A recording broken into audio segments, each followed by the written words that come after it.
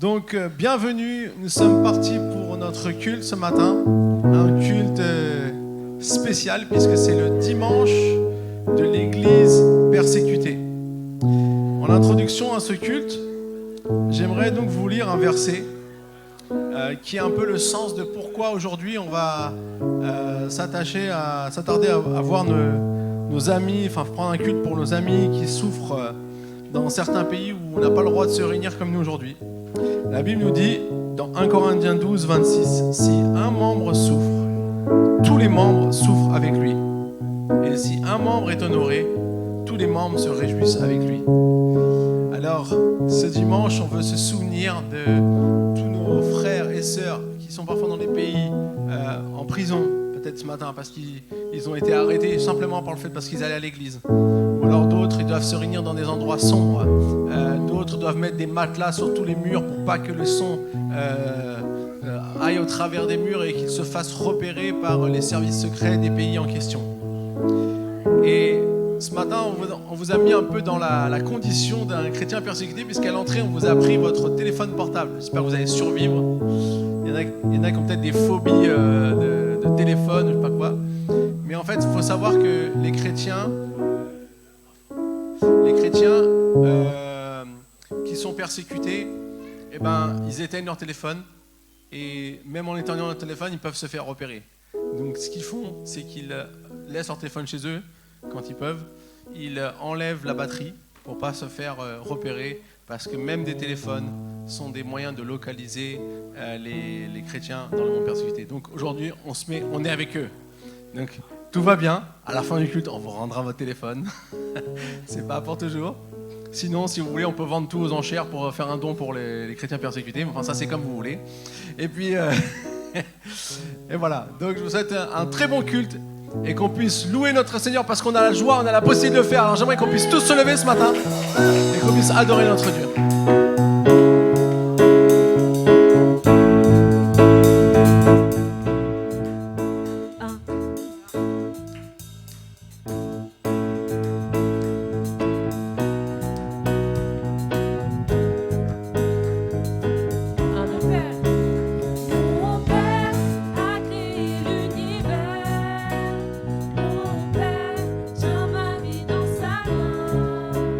Quand j'ai peur, c'est bien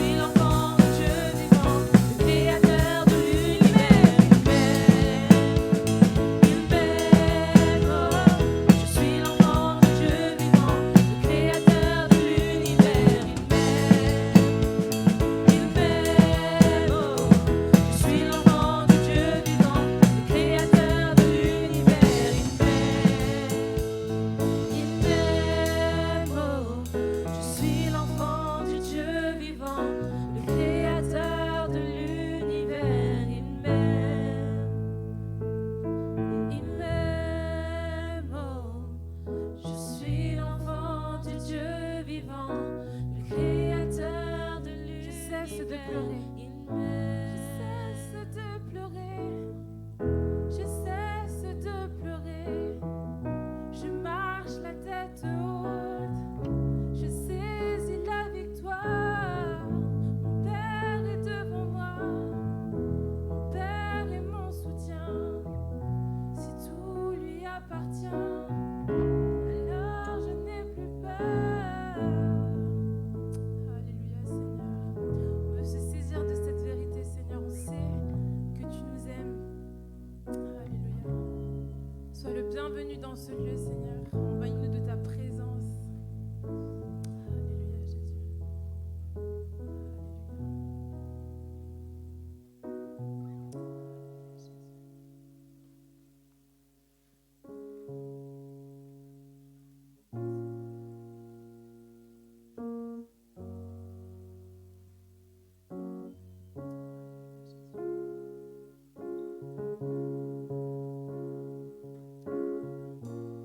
Seigneur, on veut reconnaître aussi nos limites et nos faiblesses devant toi, Seigneur. Parce que c'est lorsqu'on les reconnaît que tu nous permets de marcher la tête haute. Tu nous permets de saisir nos victoires, Seigneur. Alléluia.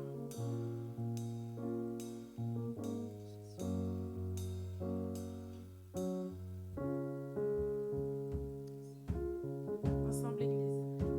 Aucun argent ni or, aucun autre trésor ne pourrait m'éloigner de ton cœur, ni l'amour pour moi-même ou que d'autres me donneraient. Chantons Jésus.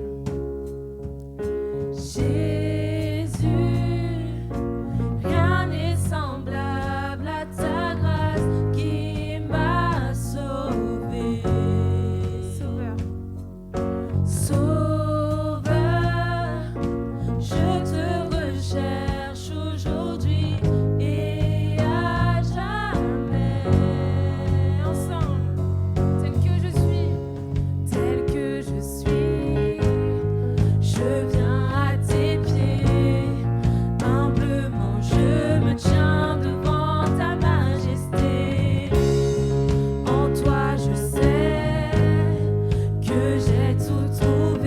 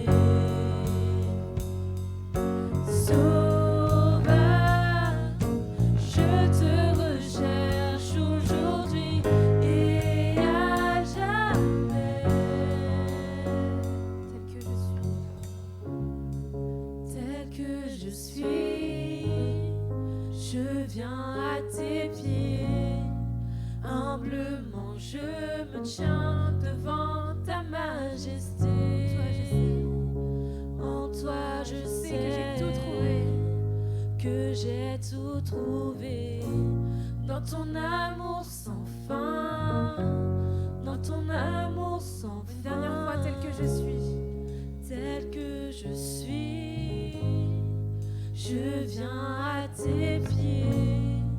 Humblement je me tiens devant ta majesté. En toi je sais que j'ai tout trouvé dans ton amour sans fin, dans ton amour sans fin. Yes, on peut acclamer notre Dieu ce matin, celui qui est digne de toutes nos louanges, digne d'avoir toute l'attention sur lui. Amen.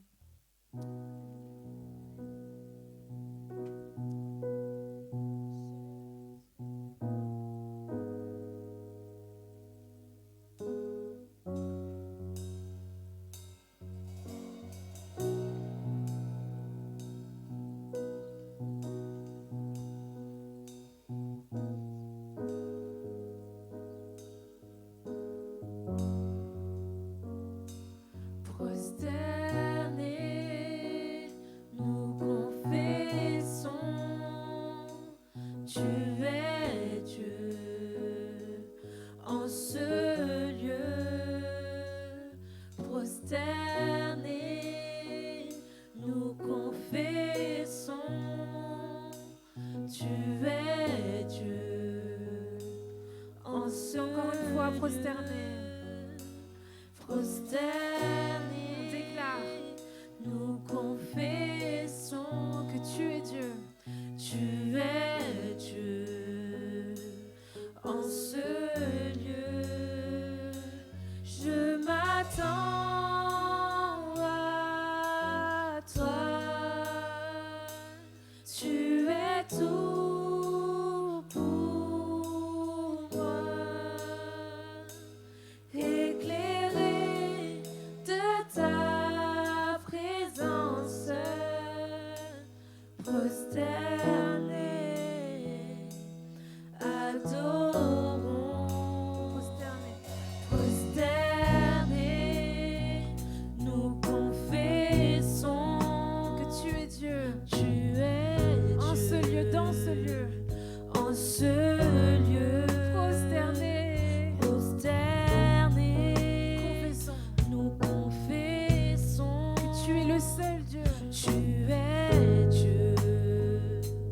En ce lieu, Une dernière fois, prosternés. prosternés, nous confessons De tout notre cœur que tu es tu Dieu. es Dieu. En ce lieu, Je m'attends. oui, je m'attends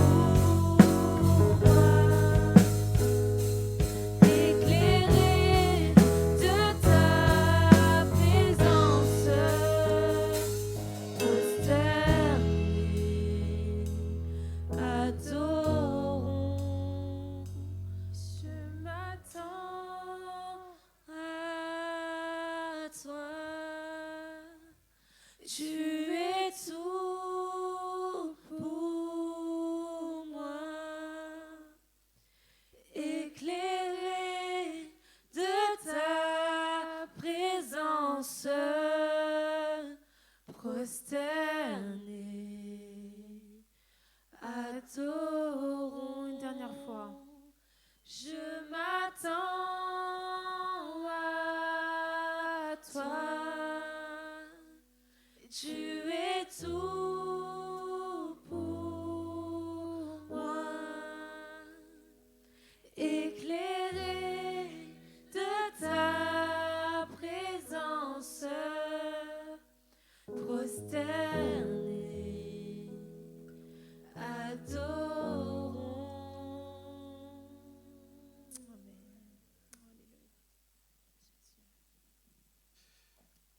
Alléluia, Seigneur, merci pour ta présence au milieu de nous ce matin. Seigneur, merci parce que tu es un Dieu puissant, un Dieu grand, un Dieu merveilleux. Et Seigneur, nous voulons jamais ne pas te louer, jamais ne pas dire combien nous t'aimons, combien nous voulons adorer ton nom, combien nous voulons voir, Seigneur, ta gloire remplir cette terre. Et Seigneur, nous savons que cela est en train de se faire partout dans le monde. Nous voyons des hommes, des femmes qui trouvent le chemin de la liberté, qui trouvent la raison de leur existence, qui trouvent, Seigneur, tout ce pourquoi ils ont été voulus et désirés sur cette terre. Mais nous voyons aussi combien c'est pas sans douleur, parfois c'est pas sans souffrance. Et ce matin, Seigneur, j'aimerais simplement penser à toutes les personnes qui ne peuvent pas vivre des moments comme nous vivons. Et Seigneur, j'aimerais simplement te demander pardon pour toutes les fois où j'ai pas mesuré la reconnaissance, enfin mesuré la chance que j'avais et j'ai pas exprimé ma reconnaissance envers cette possibilité que tu me donnes aujourd'hui de pouvoir t'adorer et te louer librement. Je te demandais pardon, Seigneur, pour toutes les fois où j'ai négligé de prendre du temps pour toi, alors que tu étais là pour passer un temps avec moi et que peut-être que si j'étais dans d'autres circonstances, j'aurais été plus présent. Seigneur, merci parce que tu ne nous culpabilises jamais, tu ne nous accuses jamais, mais au contraire, tu nous soutiens dans chaque épreuve que nous traversons et tu nous élèves et tu nous amènes plus loin. Et c'est pour ça que je sais que tu es aux côtés de tous ceux qui souffrent aujourd'hui. Tu es aux côtés de tous ceux qui, peut-être, vivent des moments difficiles parce que des choses se sont passées qui font mal. Et Seigneur, merci.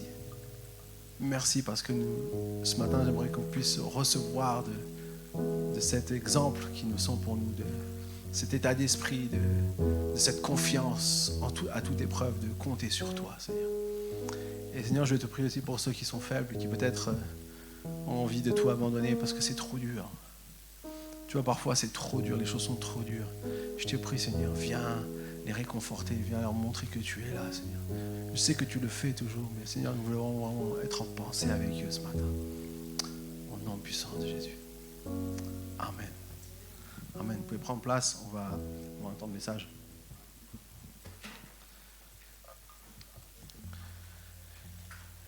Le thème de ce dimanche de l'Église persécutée, c'est éprouvé par le feu.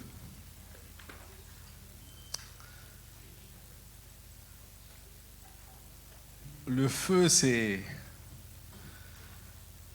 quelque chose de particulièrement puissant quand on vient d'en faire un feu. Je ne sais pas si vous avez déjà fait des feux de camp, mais on est là, on sent qu'il y a la chaleur. En même temps, des fois, quand c'est la nuit, il fait un peu plus frais, on est content de s'approcher, mais dès qu'on s'approche trop, on est obligé de reculer parce que ça chauffe trop.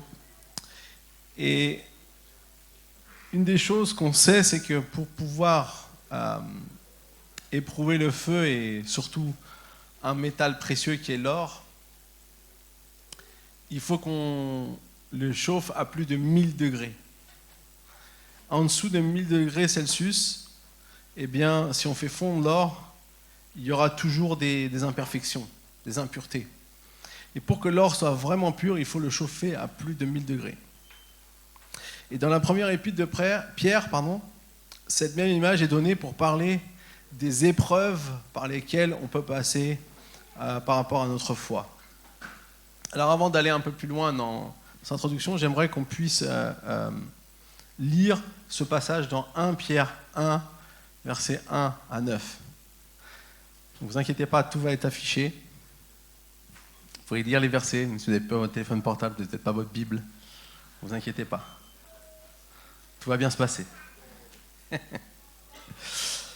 De la part de Pierre, apôtre de Jésus-Christ, à ceux qui sont étrangers et dispersés dans le Pont, la Galatie, la Cappadoce, l'Asie et la Bithynie. À vous qui avez été choisis conformément à la prescience de Dieu, le Père, et conduits à la sainteté par l'Esprit afin de devenir obéissants et d'être purifiés par le sang de Jésus-Christ. Que la grâce et la paix vous soient multipliées. Béni soit Dieu, le Père de notre Seigneur Jésus-Christ. Conformément à sa grande bonté, il nous a fait naître de nouveau à travers la résurrection de Jésus-Christ pour une espérance vivante, pour un héritage qui ne peut ni se détruire, ni se souiller, ni perdre son éclat. Il vous est réservé dans le ciel, à vous qui êtes gardés par la puissance de Dieu, au moyen de la foi pour le salut prêt à être révélé dans les derniers temps. C'est ce qui fait votre joie, même si maintenant, puisqu'il le faut, vous êtes pour un peu de temps attristés par diverses épreuves. Ainsi, la valeur éprouvée de votre foi, beaucoup plus précieuse que l'or, qui est périssable et que l'on soumet pourtant à l'épreuve du feu, aura pour résultat la louange, la gloire et l'honneur lorsque Jésus-Christ apparaîtra. Vous l'aimez sans l'avoir vu, vous croyez en lui sans le voir encore, et vous vous réjouissez d'une joie indescriptible et glorieuse parce que vous obtenez le salut de votre âme pour prix de votre foi. Amen. Alors, l'auteur de cette épître, on va voir un peu qui il est, c'est l'apôtre Pierre, puisque c'est un Pierre. Et c'est une lettre qu'il a écrite donc à différentes églises. L'apôtre Pierre, dans les évangiles, on sait que c'est quelqu'un qui était un pêcheur. Il pêchait les poissons. Un homme simple, issu du peuple, qui a été appelé à suivre Jésus et qu'il a donc désigné comme apôtre. Et juste avant que Jésus reparte au ciel, il va dire quelque chose à Pierre qui était puissant et qui allait lui montrer aussi quel était son futur. Dans Jean 21, versets 18 à 19, il dit « Jésus lui dit, en vérité, je te le dis, quand tu étais plus jeune, tu mettais toi-même ta ceinture et tu allais où tu voulais. Mais quand tu seras vieux, tu tendras les mains et c'est un autre qui attachera ta ceinture et te conduira où tu ne voudras pas. » Il dit cela pour indiquer par quelle mort Pierre révélerait la gloire de Dieu, puis lui dit « Suis-moi ». Je ne sais pas vous, mais moi, si Jésus m'a dit ça, je ne sais pas si c'était vraiment hyper encouragé à suivre Jésus. Une belle parole de « Viens, suis-moi sur le chemin où tu vas mourir ». Pierre a su, tôt dans son ministère, qu'une mort difficile l'attendrait. Mais Jésus lui a dit « Suis-moi ». Alors, qu'est-ce que Jésus a voulu dire ici? Et qui peut-être peut nous dire à nous tous. Je ne veux pas vous dire que Jésus va vous demander de mourir là tout de suite. Peut-être, on ne sait pas, mais ce n'est pas ce que je vais vous dire aujourd'hui. Ce que j'aimerais vous dire, c'est que Jésus me dit « Suis-moi, quel qu'en soit le prix ». Et les amis, ça c'est ce que Jésus nous demande. Ce n'est pas toujours facile, mais c'est ce que Jésus demande, c'est ce qu'il a dit à Pierre. En effet, selon la tradition chrétienne, l'apôtre Pierre est mort, crucifié, la tête à l'envers, peu de temps après la rédaction de cette épître. Et d'ailleurs, c'est Pierre qui l'a demandé, parce qu'il ne se trouvait pas digne d'être crucifié comme le Christ. Donc quand on a vu le crucifié, parce qu'il faut comprendre que la crucifixion, c'était la mort la pire. Donc Pierre a vécu cette chose difficile dans sa vie. Mais pourquoi je vous dis ça aujourd'hui? Parce que nous, on va dire, on est assez libre de partager notre foi. Mais pour certaines personnes, c'est ce qu'ils vivent. Soit tu as ta foi, soit tu renies ta foi, soit tu meurs. Et on va entendre des témoignages. C'est très très fort. Alors, ce qui est important de comprendre, c'est le contexte de cette lettre. Cette lettre a été écrite dans un contexte de persécution. Donc, comme certains vivent sur la planète aujourd'hui. Dans les chrétiens de l'Empire romain. Donc elle était destinée à l'Asie mineure, si on pourrait dire entre guillemets aujourd'hui la Turquie, pour les préparer, les exhorter à tenir bon en temps d'épreuve. En fait, c'est comme si aujourd'hui, il y avait un chrétien qui est en Irak, qui envoyait une lettre à un chrétien en Afghanistan pour lui dire tenir bon. En gros, quand Pierre il écrit cette lettre, on peut le comprendre de cette manière. Et il les encourage, il leur donne des conseils en tirant expérience de sa propre souffrance. Cette solidarité au sein du corps de Christ, c'est une des forces de l'Église persécutée aujourd'hui. Moi, ça m'a toujours marqué chaque fois que j'ai rencontré des personnes qui vivent la persécution. Très souvent, ils nous disent « Ne priez pas que la persécution s'arrête ». Nous, on dit « On ne comprend pas ». Mais priez qu'on tienne bon. Et c'est ça qu'il faut comprendre, c'est que, parce qu'ils voient aussi des fruits, et comme nous, on pourra l'entendre tout à l'heure, on verra tout à l'heure, il y a des fruits dans ce que tu es en train d'agir, il y a des choses incroyables qui se passent. Mais leur cœur, c'est tellement que Dieu puisse agir, c'est qu'ils veulent juste aider nous à tenir bon. Aidez-nous à ne pas craquer, à ne pas renoncer, à ne pas lâcher. La situation en Afghanistan en 2022 est terrible. Vous avez sûrement entendu que les talibans ont repris le contrôle de l'Afghanistan et du coup, ils ont commencé à faire une épuration, entre guillemets, pour eux, des chrétiens. Et aujourd'hui, c'est le pays numéro 1 des pays les plus persécutés dans le monde. Si vous voulez, l'association Portes Ouvertes, qu'on va entendre tout à l'heure, fait ce qu'on appelle un index mondial de la persécution. Et l'Afghanistan est aujourd'hui en numéro 1. Avant, c'était la Corée du Nord, et maintenant, c'est l'Afghanistan. Et la très petite communauté actuelle de chrétiens afghans fait tout pour maintenir le lien entre ses membres. Il dit, on s'appelle les uns les autres dans le seul but de rester connectés. Un membre qui s'appelle Saad, un chrétien escapé qui fait. Donc ils essayent de s'encourager d'être là les uns pour les autres. Et beaucoup ont dû fuir, beaucoup ont dû aller dans d'autres pays parce que ça devenait vraiment trop dangereux. Mais ceux qui restent, ils sont là les uns pour les autres. Et à la fin du culte, on aura un temps de prière spécial pour l'Afghanistan. On priera pour des sujets précis et Gabriel nous conduira dans tout cela tout à l'heure. Alors, qu'est-ce qu'on doit retenir, entre guillemets, dans les grandes lignes de cette lettre ?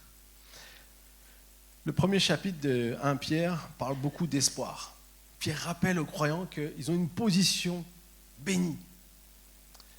Mais il leur enseigne aussi la responsabilité et leur devoir de disciples à vivre dans ce monde au milieu des étrangers et de la persécution. Plusieurs fois dans sa lettre, au chapitre 1, 2 et 4, Pierre il annonce qu'à ses lecteurs, 4 chrétiens, c'est accepter d'être résident temporaire. En fait, ça c'est un concept qui est dur pour nous parce qu'on vit notre vie aujourd'hui sur la terre et on la vit pleinement. Et alléluia, Dieu est là pour nous dans cette vie. Mais ce qu'il faut comprendre, c'est que Dieu a quelque chose de plus que cette vie seulement sur la terre. On est des résidents temporaires. En fait, ta vraie vie, elle n'est pas ici. Elle commence ici. Je ne dis pas qu'on ne vit pas pour de vrai. C'est comme dans les jeux, on a plusieurs vies. Vous avez en fait une vie qui commence ici, parce qu'elle est déterminante, parce que c'est les choix qu'on fait ici qui déterminent la vie future. Donc c'est important. Par contre, elle est aussi donc dans tout ce qui va venir. Il y a plein de choses que Dieu a prévues qui vont être bonnes, qui sont à venir.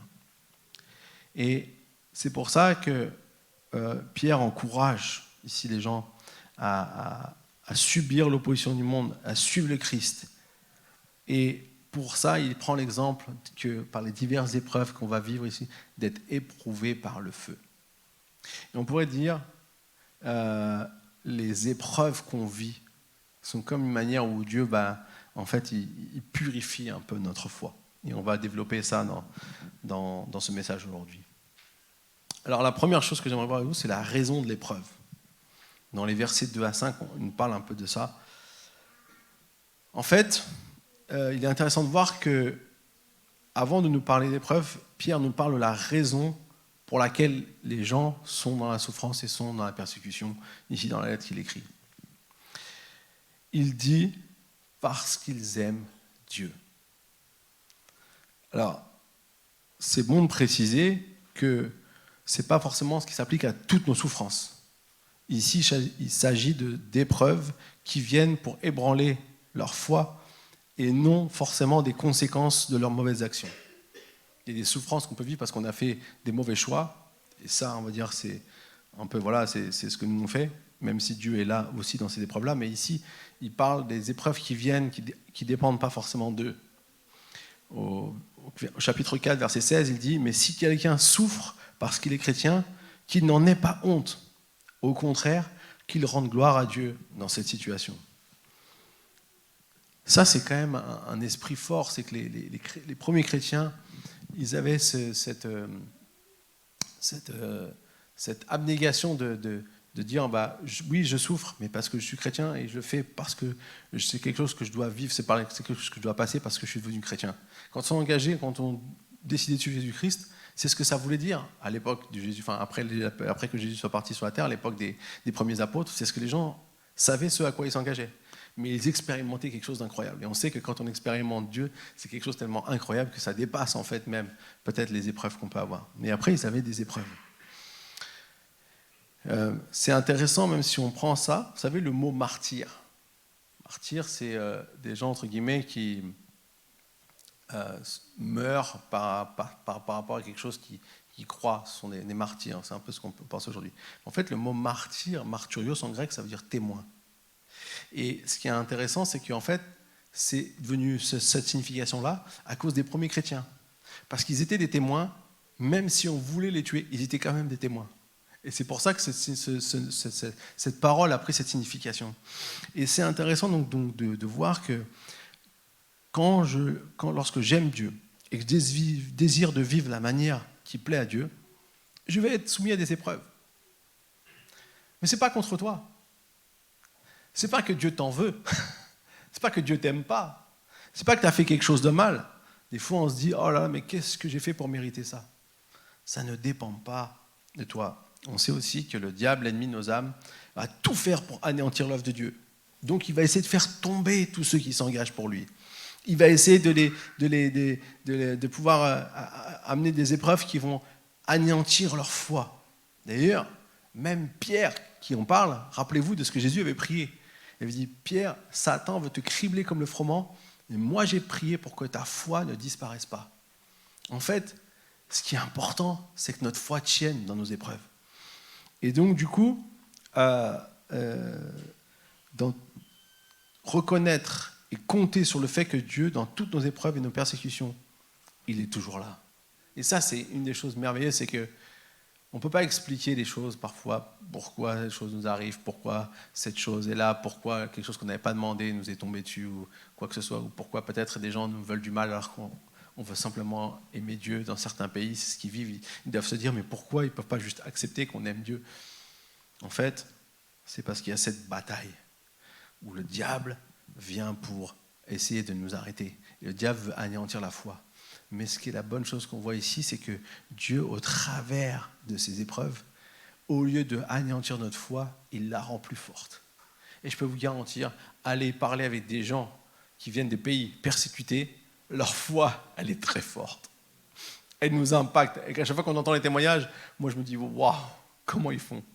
J'arrive pas à me projeter, j'arrive pas à croire. Mais parce que Jésus est avec eux, parce que Dieu est avec eux, et parce qu'il est avec eux, il est aussi avec nous, les amis. Il le sera aussi avec nous. Le verset 3, on dit « Béni soit Dieu ». Dès le début de sa lettre, l'apôtre nous invite à regarder à celui qui est digne de nos louanges et par qui on a été choisi et mis à part conformément à son plan. C'est ce qu'il nous dit au verset 2. Alors on découvre 3 bénédictions qui découlent de notre foi en Dieu, dans les versets 3 et 4. Premièrement, il nous a donné une vie nouvelle.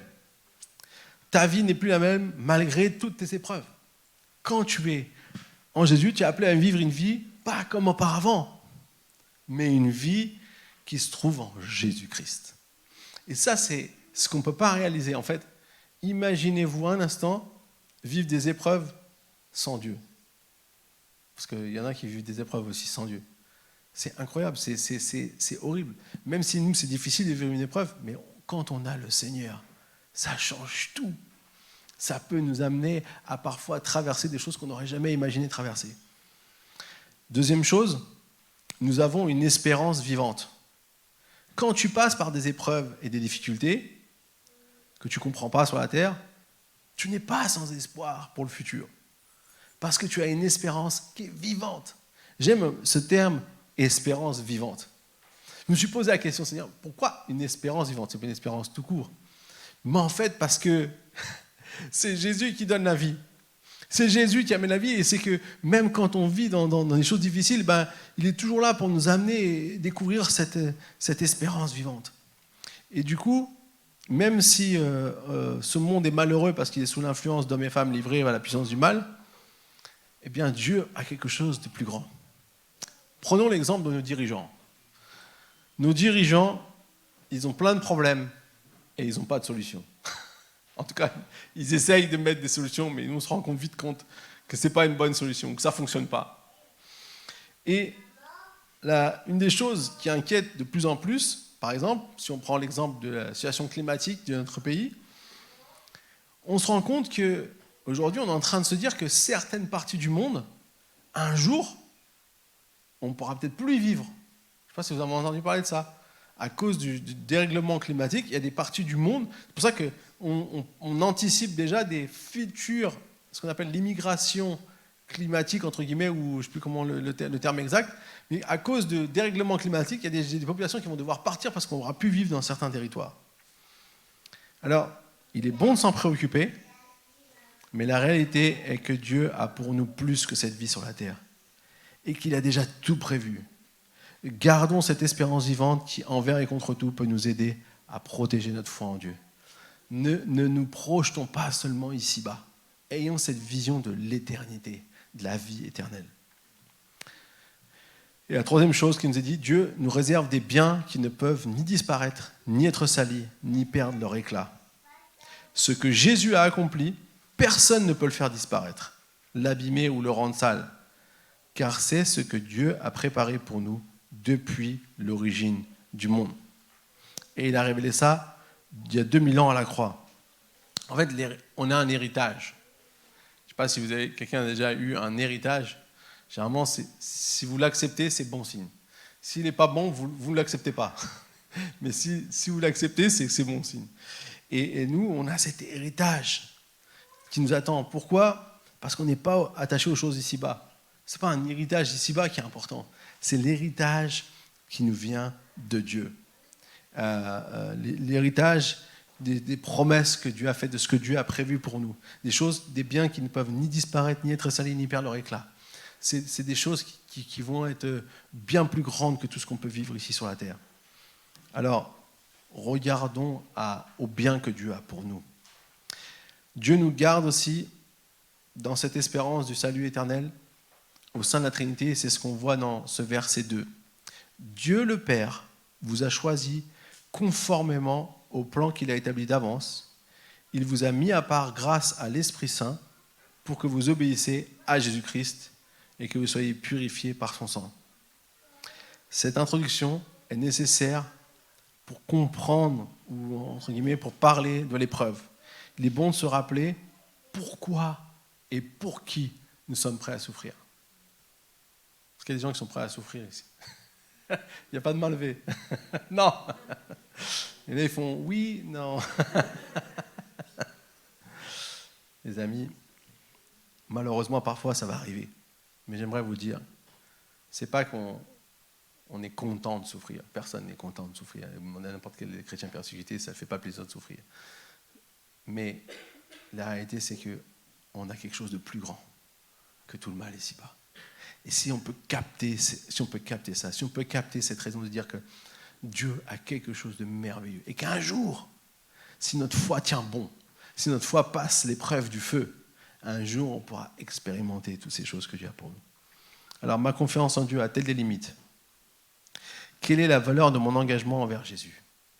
C'est des bonnes questions à se poser. Parce que quand on se pose ce genre de questions, ça nous permet de voir peut-être quelques petites impuretés qui vont devoir partir à l'épreuve du feu. D'ailleurs, c'est mon deuxième point. Éprouvé par le feu. Alors, il y a deux choses que j'aimerais partager dans ça. Premièrement, on va voir que l'épreuve, c'est une nécessité. Ce n'est pas seulement quelque chose qu'on subit. En fait, on va se rendre compte que c'est une nécessité. 1 Pierre 1,6 nous dit « C'est là ce qui fait votre joie, quoique maintenant, puisqu'il le faut, vous soyez attristés pour un peu de temps par diverses épreuves. » En fait, dans les versets précédents, on nous a rappelé que notre vie et notre salut viennent de Dieu. Mais ici, c'est un peu la conclusion des versets précédents. Et il dit, voilà toutes les choses qui font votre joie. Quoique maintenant, puisqu'il le faut, vous soyez attristés par un peu de temps par diverses épreuves. Pierre parle des épreuves du présent, du maintenant, du aujourd'hui. Il explique que c'est une nécessité de les traverser puisqu'il le faut. D'ailleurs, le terme grec ici, pour falloir, est dei et suggère une obligation, une contrainte survenant d'une décision divine. En fait, c'est comme si les épreuves qui viennent sur notre chemin, même si parfois on ne les comprend pas au premier abord, en finale, on va se rendre compte qu'elles ont aidé à fortifier notre foi. À chaque fois que tu sors d'une épreuve, même si tu t'en rends peut-être pas compte tout de suite, et c'est normal, et personne ne vous jugera pour ça, parce que moi le premier, n'importe quel être humain sur la terre, quand il passe par une épreuve, il est d'abord cri au désespoir. C'est normal, c'est la réaction naturelle. Mais ce qu'on se rend compte, et ce que Pierre veut nous dire ici, c'est qu'à chaque fois qu'on sort d'une épreuve, notre foi a pris une nouvelle dimension. Si on la laisse éprouver par le feu, vous savez, c'est les impuretés qui commencent à être sorties. Dès qu'on chauffe à 1000 degrés Celsius l'or, alors on peut enlever les impuretés. Et c'est au travers de ça que Dieu veut nous aider. Pierre dit aussi que ces temps durs apportent de la tristesse, mais que c'est pour un temps limité par Dieu. C'est lui qui décide de la durée de nos épreuves. Pierre déclare aussi de manière très directe que les conséquences du choix de suivre Jésus, c'est être accablé par toutes sortes d'épreuves. C'est pas très fun ce matin, mais on veut comprendre et on veut saisir ce que Dieu veut nous dire au travers aussi de ce que d'autres peuvent vivre partout dans le monde. Parce que eux, ils vivent ça aujourd'hui. Pour certaines personnes, c'est de la réalité du quotidien. Se cacher en permanence, toujours avec peur d'être suivi, être surveillé, de ne pas avoir le droit accès à certains jobs, parce que ce n'est réservé qu'à ceux qui ne sont pas chrétiens, parfois dans la religion dominante du pays, d'être en permanence peut-être mal vu par ses voisins. C'est ça ce qu'ils vivent au quotidien. Et donc du coup, 2 Timothée 3,12 nous dit « Or tous ceux qui veulent vivre pieusement en Jésus-Christ seront persécutés. » Waouh. Nous ne soyons pas étonnés de connaître des tempêtes dans notre vie. Jésus n'a jamais promis une vie facile et paisible. C'est même le contraire. Il a promis qu'on va vivre des choses difficiles. Mais Dieu ne veut pas nous faire du mal. Ce n'est pas son but. Son but, c'est que nous puissions épurer, fortifier, grandir notre foi. Notre foi plus précieuse que l'or. C'est la deuxième chose que j'aimerais partager dans Éprouvé par le feu. Est-ce que notre foi est plus précieuse que l'or ? 1 Pierre 1,7 nous dit « Ainsi la valeur éprouvée de votre foi, beaucoup plus précieuse que l'or, qui est périssable et que l'on soumet pourtant à l'épreuve du feu. » En fait, dans l'Antiquité, et même encore aujourd'hui, pour révéler la bonne qualité d'un alliage, on soumettait les métaux à l'épreuve du feu. Donc l'or était chauffé à plus de 1000 degrés, comme j'ai dit tout à l'heure, dans un creuset poreux. L'or fondait et les impuretés remontaient à la surface. Le fondeur ajoutait au creuset un peu de plomb. Comme ça, une fois brûlé, il permettait aux impuretés de s'agglomérer autour de ce creuset et ainsi de révéler l'or uniquement. On utilise encore aujourd'hui cette méthode appelée la coupellation. Donc si Pierre dit que notre foi est plus précieuse que l'or, il nous explique aussi que c'est seulement en passant par l'épreuve du feu qu'on pourra réellement voir la valeur de notre foi. Si tu veux vraiment voir la valeur de ta foi, fais-la passer par l'épreuve du feu du Seigneur. Quelqu'un est motivé là ? Je me sens très calme aujourd'hui. En fait, les difficultés par lesquelles on passe révèlent la qualité de notre consécration et de notre confiance en Jésus. Si on n'a pas une grande foi, ou si on ne fait pas vraiment confiance à Jésus, dès qu'il se passe quelque chose, on ne va parfois même pas chercher son aide, ou on va vouloir régler les choses par nous-mêmes. Alors on peut avoir ce genre de défaut au début, mais généralement quand on dit non, Seigneur, tu es avec moi, il faut que tu m'aides. Quand on dit vraiment qu'on n'arrive plus à trouver de solution, on demande à Jésus. Mais c'est important. Et d'ailleurs, moi, je connais des personnes qui disent pourquoi je serais chrétien ? Parce que Quand je vois tout ce qui se passe dans le monde, regardez, les situations difficiles, les mauvaises choses qui se passent, franchement, ça interpelle. En tant que pasteur, combien de fois on m'a posé cette question? Et je comprends les personnes qui posent cette question, loin de moi de les juger. Mais la réalité que pour nous, on comprend, c'est que derrière tout ça, en fait, Dieu, il veut nous faire passer par l'épreuve pour que notre foi puisse grandir, pour qu'on puisse réaliser qu'il est là, qu'il est au contrôle de tout. Le feu est pur, tout ce qui nous empêche de vivre pleinement dans la paix et l'assurance avec le Christ. Je vais vous faire une confession. Un jour, j'ai lu ce passage et j'étais motivé. J'étais sous l'onction du Saint-Esprit. J'étais pas le Pascal normal. Je dis, Seigneur, éprouve-moi. Passe-moi par le... rends-moi pur comme l'or. Voilà. Seigneur, rends-moi pur comme l'or. C'est ce que j'ai prié. J'ai prié, tout s'est bien passé. Il n'y a pas eu de choses immédiates. Mais dans les temps qui ont suivi, j'ai compris. J'ai compris que j'avais prié. Je me suis dit, je ne sais pas si vraiment je voulais en fait.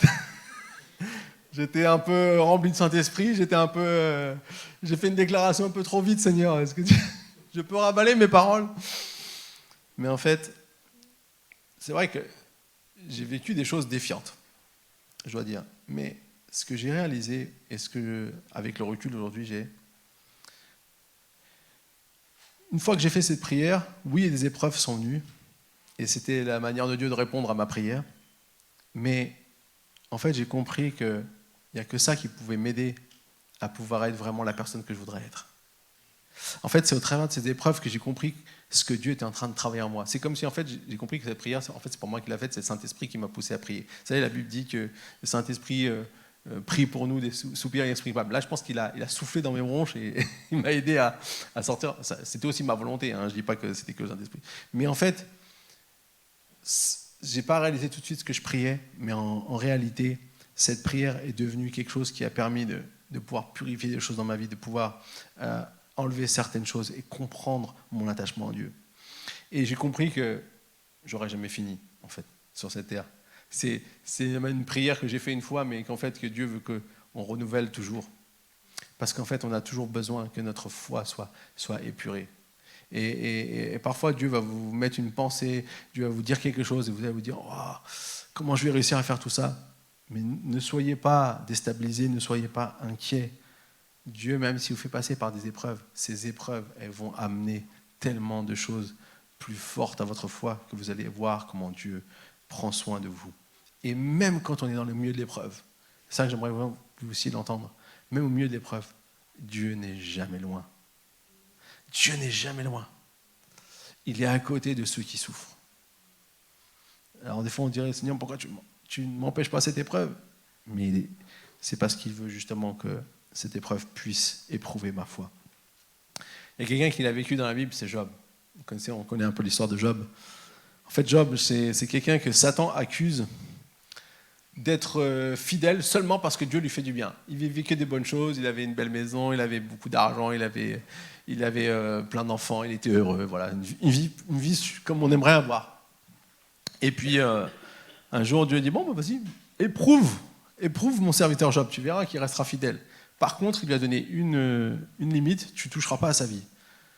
Et en lisant la suite du livre, on voit comment, malgré toutes les souffrances terribles qu'il a pu vivre, il savait quand même toujours garder sa foi en Dieu. C'était incroyable. Même sa femme disait, mais maudit Dieu et meurs, entre guillemets, laisse tomber, ça ne vaut pas le coup de vivre tout ça. La maladie, il a perdu ses enfants, il a perdu ses biens, il a tout perdu. Et en fait, voilà ce que Job dit dans Job 23, versets 10 à 12. « Cependant, Dieu sait bien quelle voie j'ai suivie. Qu'il me passe au creuset, j'en sortirai pur comme l'or. Car j'ai toujours suivi la trace de ses pas. J'ai marché sur la voie qu'il a prescrite. Je n'ai pas refusé d'obéir à ses ordres. J'ai fait plier ma volonté pour obéir à ses paroles. » Ça, c'est ce que parfois on doit faire. Faire plier ma volonté pour obéir à ses paroles. On n'aura pas tous à vivre des épreuves comme Job. Alléluia, heureusement. Je vous le souhaite. Mais on peut s'identifier à ses paroles. Est-ce qu'on est prêt à suivre Jésus, même dans les trucs qui sont difficiles, même dans les épreuves qui sont difficiles? Sans avoir vécu en Afghanistan, certains d'entre nous ont peut-être vécu le rejet, la moquerie à cause de notre foi. Bonne nouvelle, c'est la preuve qu'on est sur la bonne voie. Mais Dieu ne permet pas ces souffrances pour nous punir. Les témoignages de nos frères et sœurs persécutés nous édifient et peuvent nous inspirer dans nos propres souffrances. Aujourd'hui, certains sont parfois littéralement éprouvés par le feu. C'est l'histoire de Gédéon.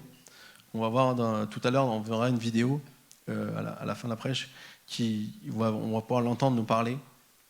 C'est un chrétien d'un pays qui s'appelle l'Érythrée, pays situé en Afrique de l'Est. Dans son pays, le gouvernement arrête systématiquement tous les chrétiens qui ne font pas partie d'une dénomination reconnue. Gédéon, il est responsable d'église, et avec d'autres membres de sa communauté, il a été mis en prison. Il y est resté pendant 6 ans et demi. Cette épreuve n'est pas pour lui faire du mal, mais aussi le moyen pour Dieu de manifester sa puissance à ceux qui ont besoin de la voir. Dieu, il fait des choses incroyables, parfois au travers de choses difficiles qu'on vit. Et ça, c'est parfois difficile pour nous de le comprendre. Mais ce matin, j'aimerais que vous puissiez recevoir ça dans votre cœur. Troisième chose et la dernière chose que j'aimerais partager aujourd'hui, c'est les résultats de l'épreuve. On a vu la raison de l'épreuve, on a vu comment on est éprouvé par le feu, ce que ça veut dire éprouvé par le feu. Maintenant, j'aimerais qu'on puisse voir qu'il y a quand même un résultat, il y a quand même quelque chose qui vient de ça. Le texte fait une boucle. Au début, dans les premiers versets, Pierre nous exhorte à louer Dieu. Puis après nous avoir annoncé qu'il est nécessaire qu'on vive diverses épreuves, il nous ramène à la louange, au fruit de la valeur éprouvée de notre foi.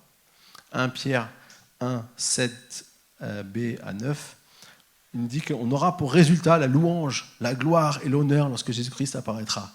Vous l'aimez sans l'avoir vu, vous croyez en lui sans le voir encore, et vous vous réjouissez d'une joie indescriptible et glorieuse parce que vous obtenez le salut de votre âme pour prix de votre foi. Certains de nos frères et sœurs persécutés, mais aussi certains peut-être membres de nos assemblées, ne voient pas la fin de leur souffrance ici sur terre. Ça arrive. Mais leur récompense est céleste. Et j'ai envie de dire qu'il y a quelque chose sûr qui nous attend dans le ciel. D'autres sortent de la tempête et ils peuvent témoigner du travail que Dieu a accompli en eux, grâce au feu des épreuves. C'est le témoignage de Rebecca, une chrétienne sri-lankaise, qui est littéralement passée par le feu de la persécution et en est sortie plus forte. Vous la voyez ici. Le dimanche de Pâques 2019, Rebecca se trouvait à l'église Zion de Batticaloa, au Sri Lanka. Mais la fête a tourné au cauchemar lorsqu'un terroriste kamikaze portant des explosifs a pénétré dans le bâtiment. 3 églises et des hôtels ont été ciblés simultanément ce jour-là, faisant plus de 250 morts et des centaines de blessés. Rebecca a été brûlée au 3e degré. Sa sœur, son beau-frère et son neveu ont été tués. Malgré cette épreuve terrible, tous ceux qui la côtoient ont constaté que Rebecca fait preuve d'un courage extraordinaire. Voici ce qu'elle déclare. « J'ai tellement de paix dans mon cœur. Je sais que Dieu fait tout pour notre bien parce que je l'ai expérimenté dans ma vie. » Rebecca s'est mariée en avril dernier avec le fils d'un pasteur. Elle doit encore subir des opérations chirurgicales. Prions pour sa guérison totale. En fait, les circonstances horribles qu'elle a vécues n'ont pas altéré sa foi. N'ont pas dit, mais pourquoi Dieu a permis ça ? Pourquoi Dieu a permis que je perde des gens qui me sont chers ? Au contraire, sa relation avec son sauveur s'est approfondie. Et le témoignage que nous dit Pierre dans sa lettre, c'est entre guillemets que humainement, il nous paraît impossible de nous réjouir d'une joie indescriptible et glorieuse, mais qu'au verset 7, nous avons à nouveau le rappel que tout cela est pour Jésus et par Jésus. Alors, si Dieu peut affirmer que l'épreuve a pour résultat la louange, la joie, et si Gédéon et Rebecca l'ont vécu, c'est que le Christ, Jésus-Christ, leur a donné la force de supporter les flammes et qu'il les a consolés après leur souffrance. En fait, si on est sauvé pour l'éternité, on doit accepter que notre foi puisse être mise à l'épreuve. Éprouvé, attristé, mais toujours confiant. C'est ce que nous dit le verset 7. Nous affirme que le résultat de l'épreuve du feu est la louange, la gloire et l'honneur lorsque Jésus-Christ apparaîtra. C'est ça le résultat qu'on aura. Alors la louange, c'est quoi ? Au final, nos épreuves témoigneront combien Dieu est plus grand que tout le mal qui existe dans le monde. C'est ça qui est incroyable dans cette histoire, c'est que vous voyez que des gens sont venus pour détruire. Dans une église, le jour de Pâques, pour dire voilà, vous célébrez Jésus-Christ ressuscité, et bien nous on va venir vous tuer. Et au lieu de dire aux gens non, je ne veux pas continuer, parce que c'est trop dangereux, parce que j'ai peur, parce que ceci, on voit quelqu'un qui a une paix et qui peut témoigner du Christ de manière incroyable. Bien entendu qu'on aurait tous préféré que ça n'arrive pas. Mais on voit ici que nos épreuves témoignent combien Dieu est plus grand que le mal qui existe dans le monde. Et c'est ça qui est toujours incroyablement frappant dans les pays où ils sont victimes de persécutions. C'est que les gens, en fait, quand ils vivent des persécutions, ils ont encore plus envie de partager Jésus. Et il y a encore plus de gens qui se tournent vers Jésus. Vous savez que les églises qui grandissent le plus dans le monde sont dans des pays persécutés. La Chine a un nombre incalculable de chrétiens. On ne peut pas vraiment les dénombrer. Si on avait vraiment des comptes affinés, on se rendrait compte que c'est incroyable. Dans d'autres pays aussi, on voit qu'il y a des choses, il y a beaucoup de choses qui se passent aussi. Deuxièmement, la gloire. La louange et la gloire. La gloire parce que c'est à ce moment-là que la puissance de notre foi sera révélée. Vous savez, on va bientôt jouer la Coupe du Monde. Il y a toujours un pays qui rêve d'avoir la gloire de gagner la Coupe du Monde. Il n'y en aura qu'un seul. Mais c'est une gloire tellement éphémère. Mais la seule chose, c'est en fait, moi je me dis toujours, on fait des efforts incroyables. On se prive beaucoup quand on est sportif de haut niveau pour à la finale soulever un petit bout de métal. C'est quand même des fois un peu, on se dit, mais tout ça pour ça. Mais en fait, c'est la gloire. On veut être reconnu, on veut être vu, on veut être le meilleur, on veut être... Et nous, on sera contents si la France gagne la Coupe du Monde, on sera contents d'aller sur les Champs-Élysées, de faire les... Mais, en vérité, il y a une gloire beaucoup plus grande qui veut, quand Jésus-Christ va revenir, qu'on verra tous ceux qui ont vécu des choses incroyables pour Dieu, il y aura une gloire qui va être manifestée. On verra comment Dieu a accompli des choses au travers de leur vie. Et c'est ça qui va être juste incroyable. Jésus est venu faire tout bien. On réalisera tout le bien qu'il y avait derrière tous ces malheurs que Dieu avait prévus. Et l'honneur, parce que notre foi, tant malmenée et méprisée, sera reconnue par notre Dieu devant tout le monde. Alors attention, oui, certains peuvent faire peur cette expérience dans leur vie terrestre. Voir la gloire de notre épreuve, ça peut arriver déjà dès aujourd'hui. Mais ici, le texte nous dit bien que c'est lorsque Jésus-Christ apparaîtra. Donc certains résultats sont manifestés, pas ici-bas sur la terre, mais seulement quand Jésus reviendra. Donc il n'y a aucune garantie que Dieu est toujours là, à toujours faire tout ce qu'on veut. C'est ça que parfois on a besoin aussi de réaliser, parce que Dieu, il a un plan qui dépasse la vie sur cette terre. Et nous, c'est difficile de le comprendre parce qu'on est humain. On est dans un temps sur cette terre. Un jour, on va mourir. Je vous fais une annonce aujourd'hui. Déclaration prophétique. Un jour, vous allez mourir. Alors, blague à part, mon frère et mon père, ils ont accueilli un pasteur qui travaille beaucoup pour la guérison et tout ça. Et il leur a dit, ils ont fait un séminaire sur la guérison. Il leur a dit, écoutez, en préambule, j'aimerais vous dire, vous allez tous mourir un jour.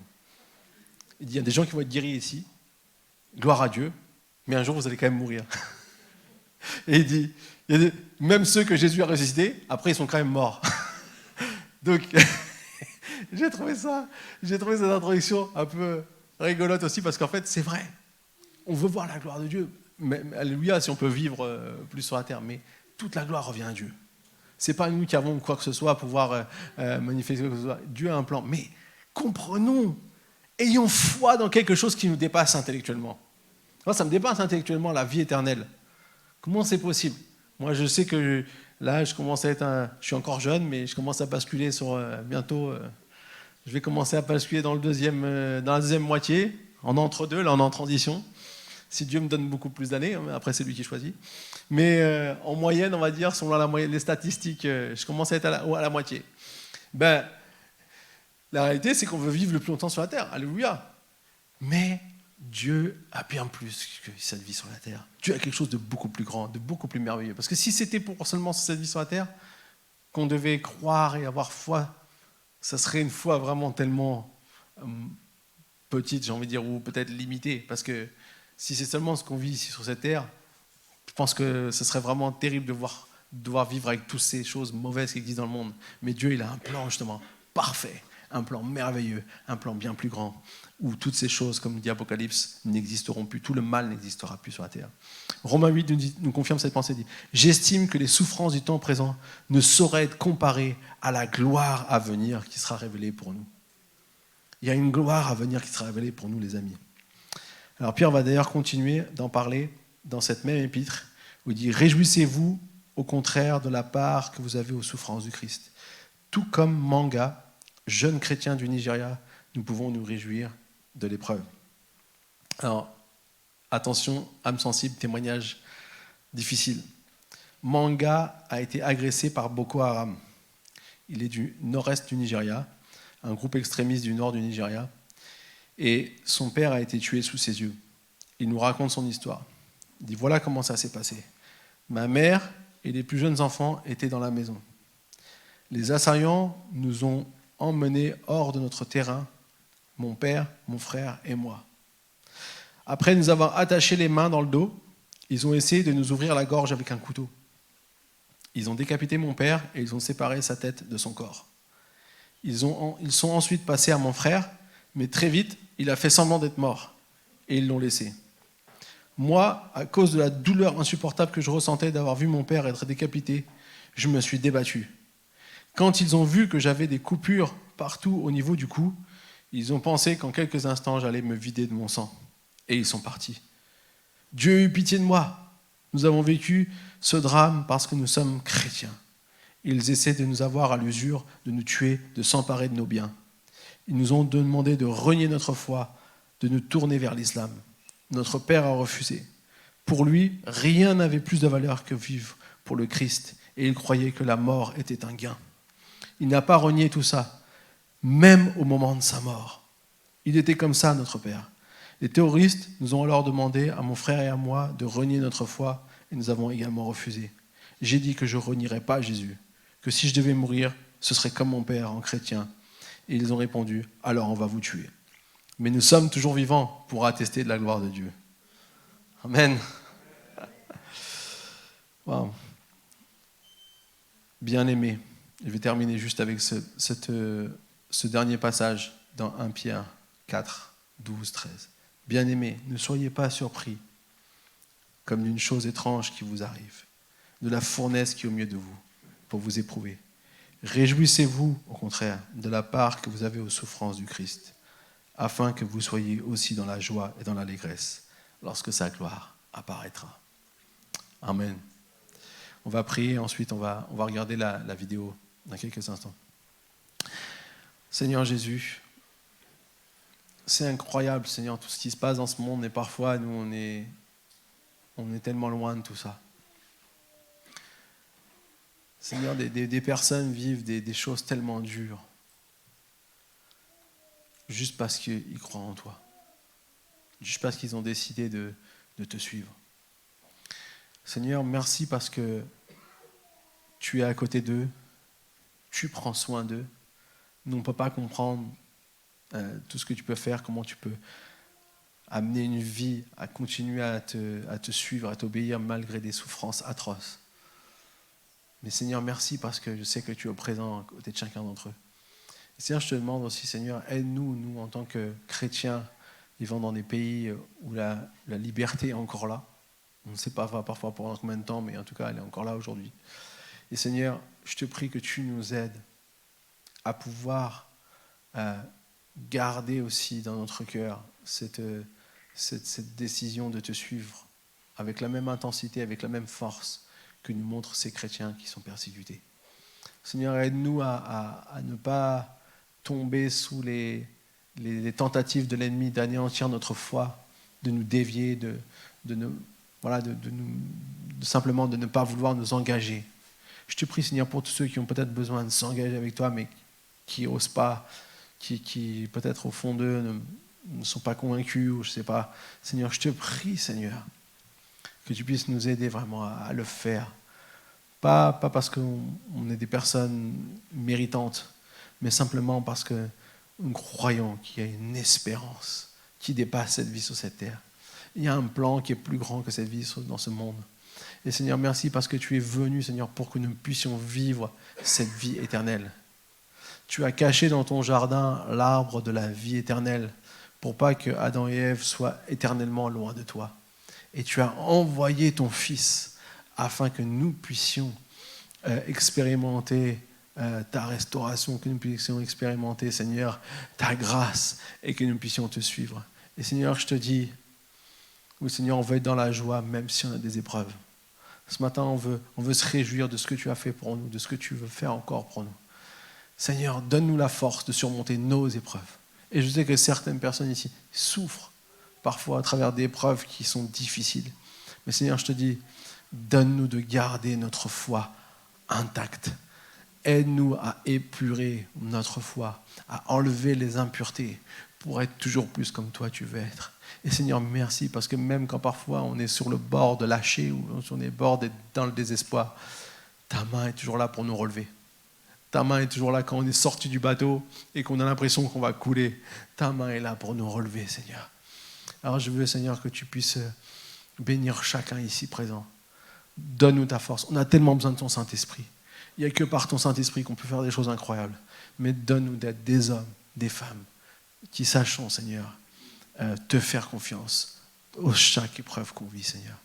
Qui ne lâchons jamais ta main et qui te suivons malgré tout ce qu'on peut expérimenter sur cette terre.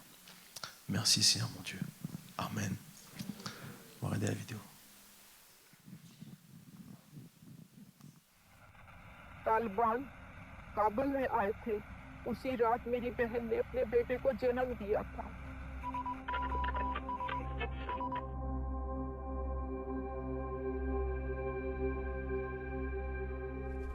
लोगों की छोटी छोटी बच्चियों से शादियां कर रहे हैं, वही उसे कत्ल कर देते हैं, जैसे उनका खानदान। पता नहीं किस दिन ये हमारे दरवाजे पर आ जाएंगे। ऐसे वक्त में मैं सोच कर भी हवास पाख्ता हो जाती हूँ। ऐ मेरे रब, 3 रोज से एक ही दाल की कटोरी पे मेरा पूरा खानदान गुजारा कर रहा है। डर लगता है कि उन लोगों के आने से पहले कहीं भूख ही ना हमें मार दे। बेचारे का क्या मुस्तकबिल होगा, ना अपने मजहब को समझ सकेगा, ना औरत की इज्जत को। हाय, वो छोटा सा बच्चा, उसके मुस्तकबिल में अभी बहुत कुछ पड़ा है। उसी ने हमें बेशक मुश्किलें बर्दाश्त करने को बुलाया है। जब उन्होंने मसीह को नहीं छोड़ा, तो हमें कैसे छोड़ेंगे?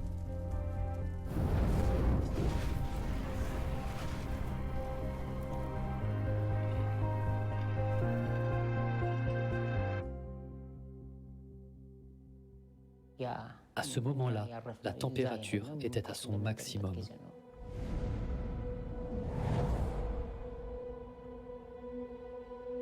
Je vous dis la vérité, plus que le manque de nourriture et d'eau, le plus grand défi était le climat. C'était un désert comme le Sahara, difficile d'y survivre.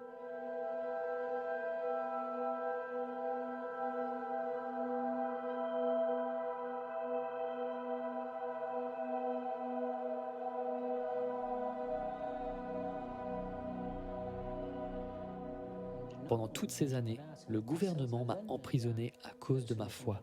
Je n'avais aucun autre chef d'accusation. Quand ils m'ont arrêté, ils m'ont mis dans une cellule de 2 mètres sur 1. Pendant des mois, je suis resté là, dans cette pièce étroite. Il n'y avait pas de fenêtre. Je ne savais pas quand le soleil se levait ou se couchait, ni l'heure qu'il était. On se faisait appeler au moment où on s'y attendait le moins et on se faisait battre.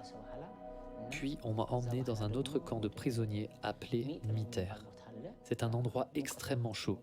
Il y fait 38 à 40 degrés. Je devais ramasser du bois, des pierres, travailler à la construction de maisons. Nous étions traités comme des esclaves. Par tous les moyens possibles, ils essaient d'épuiser votre corps, votre esprit et votre santé.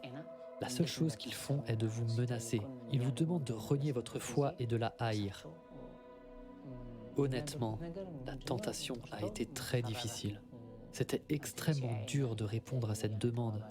Cependant, avec l'aide de Dieu, nous avons persévéré et dit non. Nous avons refusé. Dans une certaine mesure, notre refus a prolongé notre séjour en prison. Si nous avions dit oui, ils nous auraient libérés plus tôt. Et puis, ils ont fini par nous libérer. Ils nous ont avertis de ne pas nous rendre dans les églises des mouvements évangéliques ou pentecôtistes. Ils ont dit, si on vous trouve à nouveau dans une de ces églises, vous serez tués. Mais jusqu'à présent, par la grâce et l'aide de Dieu, nous continuons de nous rassembler clandestinement. Nous prêchons, nous servons, nous baptisons les nouveaux venus et nous étendons le royaume de Dieu.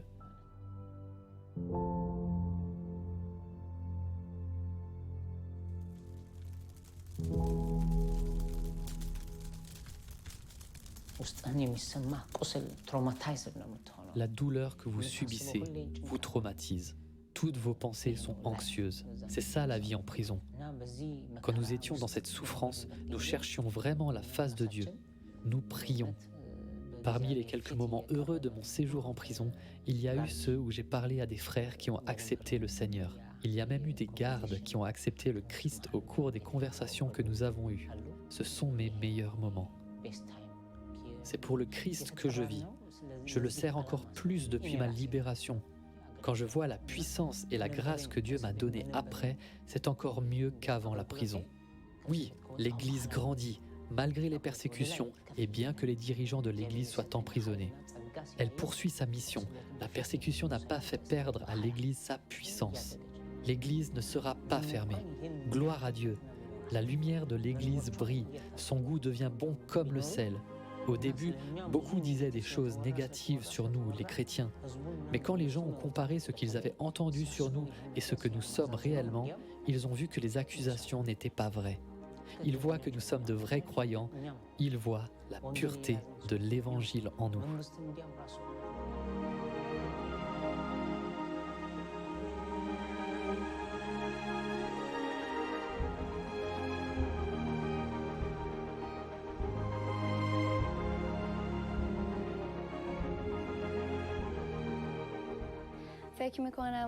Je ne sais pas pourquoi Dieu a permis ça, mais je sais qu'étrangement, ça a renforcé notre foi.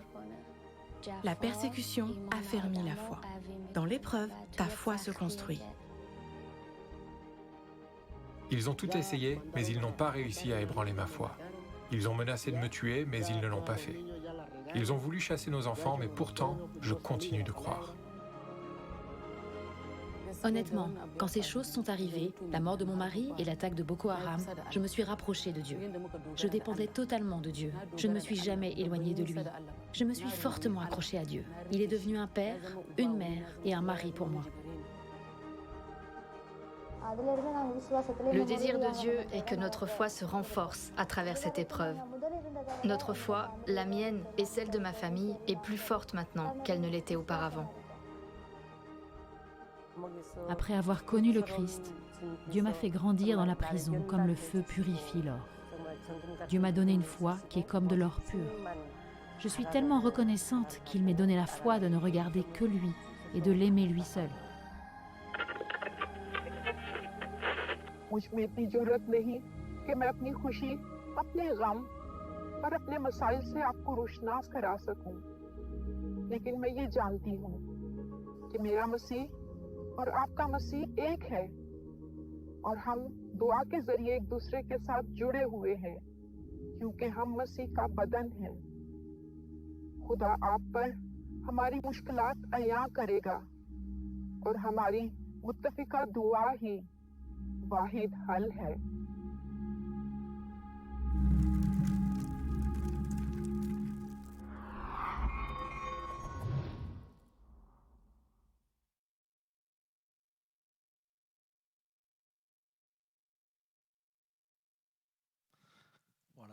Voilà ce que des personnes vivent aujourd'hui. Et voilà pourquoi nous aussi on veut prendre ce temps avec eux aujourd'hui. Je vais inviter Margot maintenant pour passer un temps de Sainte Seine un peu particulier. Amen. Alors aujourd'hui on va partager la Sainte Seine et on va prendre ce temps de façon particulière en reconnaissant cette chance qu'on a de pouvoir partager la Sainte Seine ensemble quand d'autres ne le peuvent pas. Et pour introduire ce temps, j'aimerais vous partager une histoire. Avec mon fiancé, je sais c'est toujours mon exemple, mais bon, voilà, il m'inspire bien. Du coup, quand on se téléphone, on a l'habitude à la fin de chaque coup de téléphone de se dire « je t'aime ». Et il y a quelques temps, en fait, on s'était disputé et cette fois-ci, c'était de ma faute. C'était moi qui n'avais pas, voilà, j'avais pas trop géré, quoi. Et du coup, je me demandais, quand on s'est appelé un peu pour s'expliquer et tout, je me demandais s'il allait dire « je t'aime » à la fin. Et parce qu'il était un peu fâché encore contre moi et tout. Et à la fin, il a dit « je t'aime ». Et en fait, moi, ça m'a encore plus donné envie de me rattraper, d'être meilleure et de ne pas recommencer. Parce qu'en fait, j'ai réalisé que le fait qu'il m'aime ne dépend pas de ce que je vais faire. Mais son amour, c'est la base. Et en fait, ça m'encourage à faire mieux, non pas pour qu'il m'aime, mais parce qu'il m'aime. Et en fait, c'est la même chose avec Dieu. Et j'aimerais qu'on lise une histoire qui se trouve dans Luc 18, versets 10 à 14. 2 hommes montèrent au temple pour prier. L'un était un pharisien, l'autre un collecteur d'impôts. Le pharisien, debout, faisait cette prière en lui-même. « Ô Dieu, je te remercie de ce que je ne suis pas comme les autres hommes qui sont voleurs, injustes, adultères ou même comme ce collecteur d'impôts. Je jeûne 2 fois par semaine et je donne la dîme de tous mes revenus. » Le collecteur d'impôts, lui, se tenait à distance et n'osait même pas lever les yeux au ciel, mais il se frappait la poitrine en disant « Ô Dieu, aie pitié de moi qui suis un pécheur. » Je vous le dis, lorsque ce dernier descendit chez lui, il était considéré comme juste, mais pas le pharisien.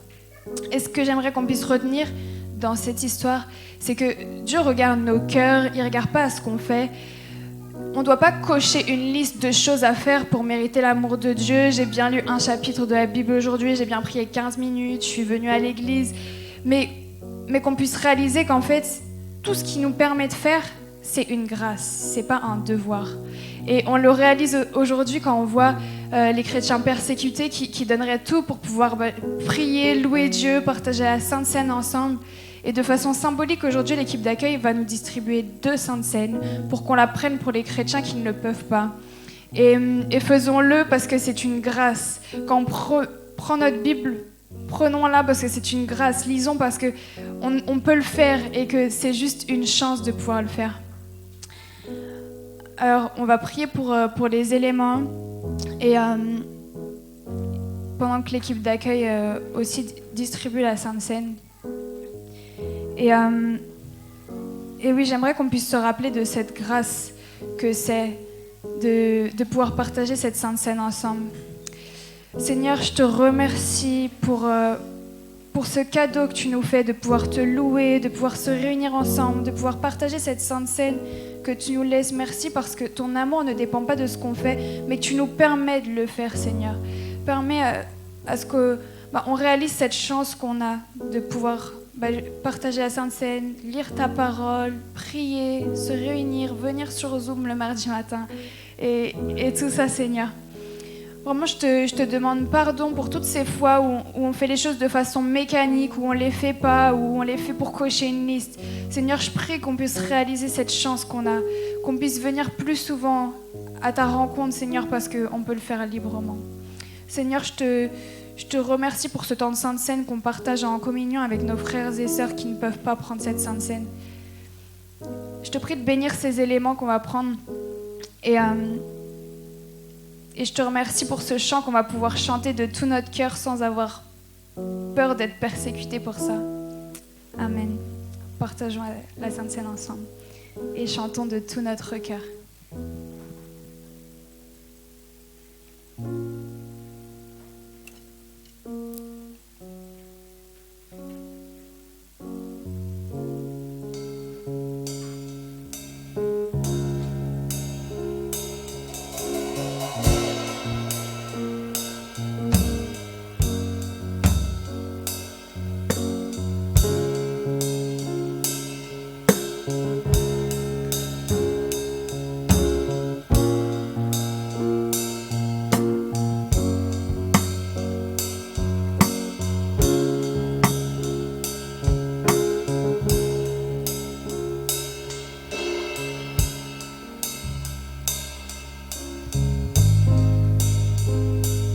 Tes pieds, humblement je me tiens devant ta majesté. En toi je sais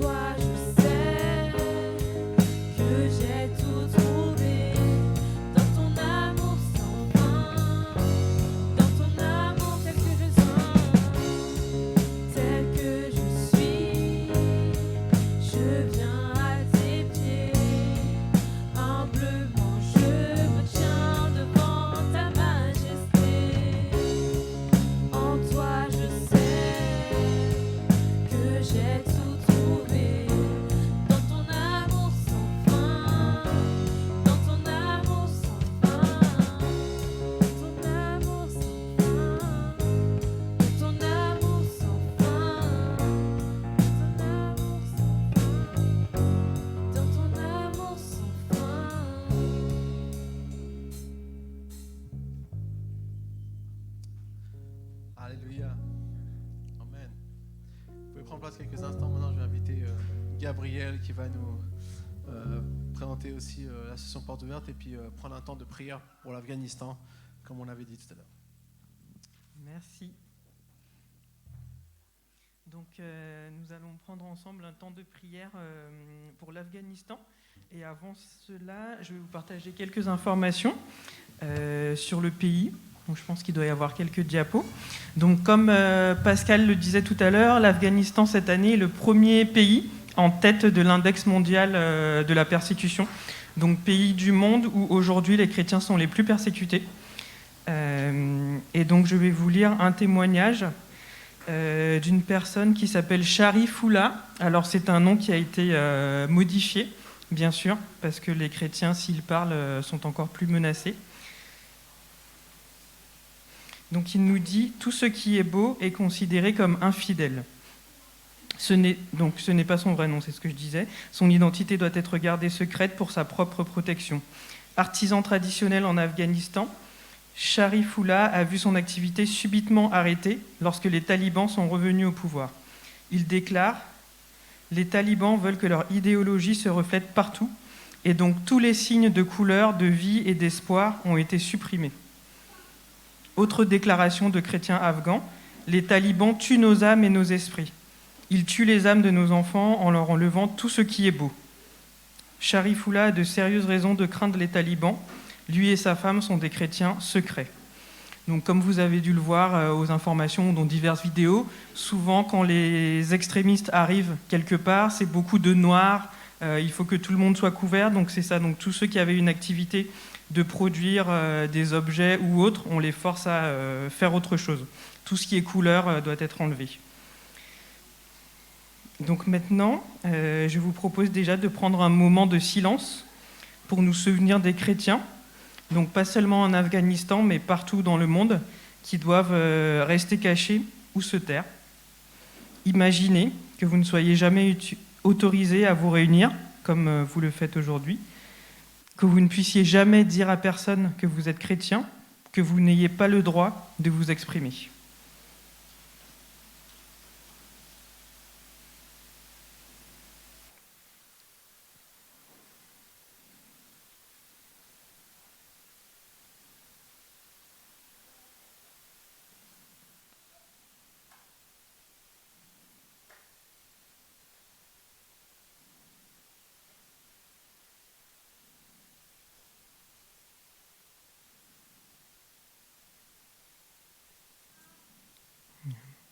Donc c'est une situation qui fait réfléchir et à laquelle on n'a pas l'habitude.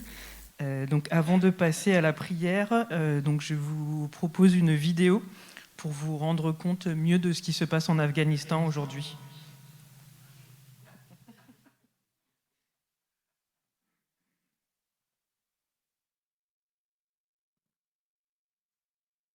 Il y a un an, les talibans reprenaient le pouvoir en Afghanistan. लोगों की छोटी-छोटी बच्चियों से शादियां कर रहे हैं और पता नहीं उन्हें किसने ईमानदारों के बारे में बता दिया है।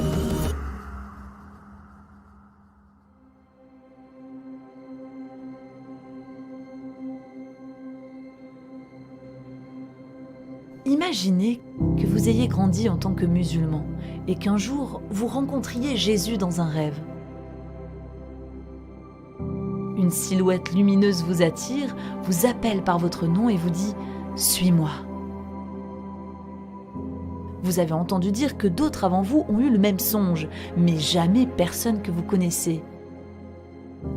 Vous avez vu la foule lapider une femme accusée d'avoir trahi l'islam. Vous savez que poser des questions et suivre cet homme entraînerait de lourdes conséquences. Pourtant, contre toute attente, vous décidez de répondre à son appel, qu'importe le prix à payer. Vous vous retrouvez haï par votre entourage, accusé d'avoir jeté une malédiction sur vos proches et rejeté pour avoir sali le nom familial. On vous considère comme un traître à votre culture et à votre foi. Si d'autres l'apprennent, vous serez fouetté ou même tué. L'un de vos proches pourrait même être celui qui appuiera sur la gâchette. Miracle, vous apprenez que vous n'êtes pas le seul. Dieu guide vos pas vers un groupe qui se réunit secrètement pour parler de l'homme que vous avez vu en rêve, celui avec des cicatrices dans les mains. Vous confiez à vos nouveaux amis que cet homme vous connaissait et vous a appelé. Ensemble, vous découvrez son amour et apprenez son nom, Jésus. Puis arrive le 16 août 2021. Les talibans reprennent le pouvoir. Des hommes armés se tiennent fièrement dans le palais présidentiel. Dehors, c'est le chaos. Des familles entières veulent fuir. L'aéroport de Kaboul est la seule issue et beaucoup risquent tout pour monter dans un avion. Votre téléphone n'arrête pas de sonner, vos amis sont inquiets, ils vous envoient des textos. Comment vas-tu ? Est-ce que tu vas bien ? Mais un message retient votre attention. Le numéro est inconnu. Nous savons que tu suis Jésus. Nous connaissons ton nom. Un frisson vous parcourt l'échine, suivi d'un étrange sentiment de calme. Les talibans sont là, et on ne sait pas ce qu'ils feront. Mais vous savez qu'Emmanuel, Jésus, est avec vous. Voilà un exemple de la dangereuse réalité que vivent les chrétiens en Afghanistan. Notre contact régional nous a dit « Les chrétiens ne demandent véritablement qu'une chose, la prière. Toute protection terrestre leur a été retirée. » Frère André, fondateur de la mission Portes Ouvertes, a dit un jour que nos prières peuvent aller là où nous ne pouvons pas aller.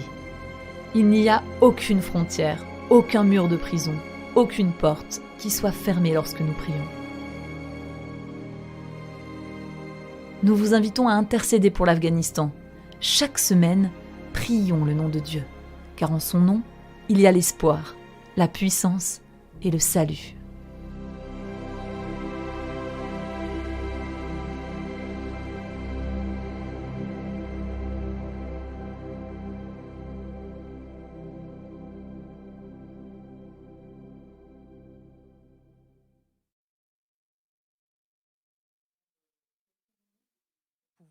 Prier pour l'Afghanistan et on a des sujets qui ont été transmis par Portes Ouvertes qui vont s'afficher, donc c'est les diapos 17 et 18. Et donc ce que je vous propose de faire, c'est de prendre 5 minutes, vous pouvez vous mettre en petits groupes, donc soit avec les personnes de votre rangée ou bien devant et derrière.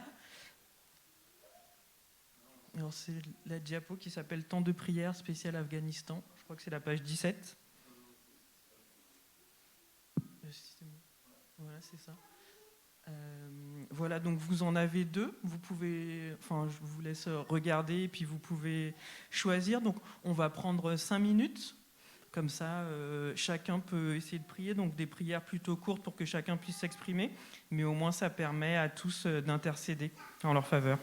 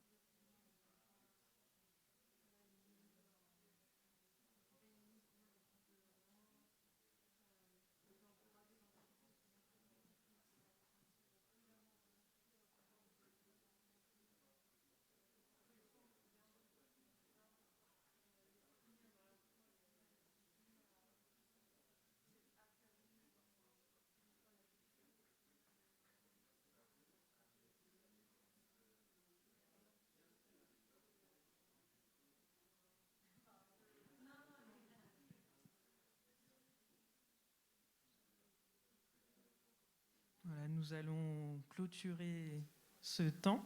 Et pour finir, je vous propose de faire ensemble une prière qui va s'afficher, qu'on va pouvoir faire à haute voix. Voilà. Seigneur Jésus, tu sais ce que c'est que de faire face à l'injustice et à la haine, de se cacher de ceux qui veulent t'attaquer et de garder le silence face à tes accusateurs.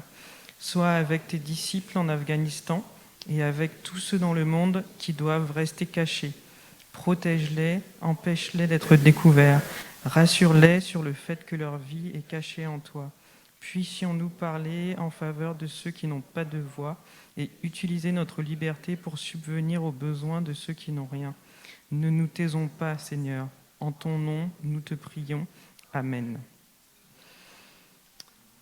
Voilà, donc si vous voulez continuer à intercéder en faveur des chrétiens d'Afghanistan, donc il y a ce mois-ci une campagne de 30 jours de prière. Et donc vous trouverez à la sortie un petit signet, marque-page, 30 jours de prière pour l'Afghanistan, avec au dos un flashcode qui peut vous permettre de vous inscrire et de recevoir chaque jour des sujets. Puis vous l'avez aussi ici, si vous voulez le flasher tout de suite. Il y aura aussi le 17 novembre à 20h une journée de prière, une soirée de prière, organisée par Portes Ouvertes sur Zoom.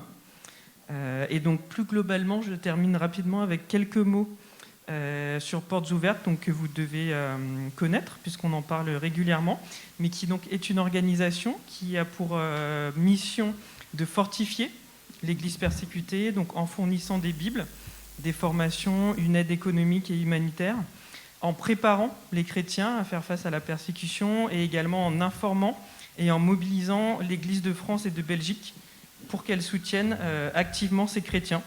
Et donc justement à ce sujet, donc nous étions le week-end dernier avec Yves et Dominique au week-end annuel de Portes Ouvertes qui nous permet d'entendre les témoignages de chrétiens venus spécialement de ces pays-là, et donc notamment Manga, dont a parlé Pascal tout à l'heure, au Nigeria, était présent, donc a fait le déplacement jusqu'à près de chez nous, et on a pu entendre son témoignage de vive voix. Donc par ailleurs, si vous voulez rester connecté à Portes Ouvertes, il y a également à la sortie des petites fiches contacts que vous pouvez remplir et ensuite les laisser. Moi, je les enverrai et ça leur permettra de vous envoyer régulièrement des informations. Voilà, je ne sais pas si Yves et Dominique, vous voulez dire 2 mots sur le week-end annuel. C'est pas préparé, hein, c'est de l'improvisation.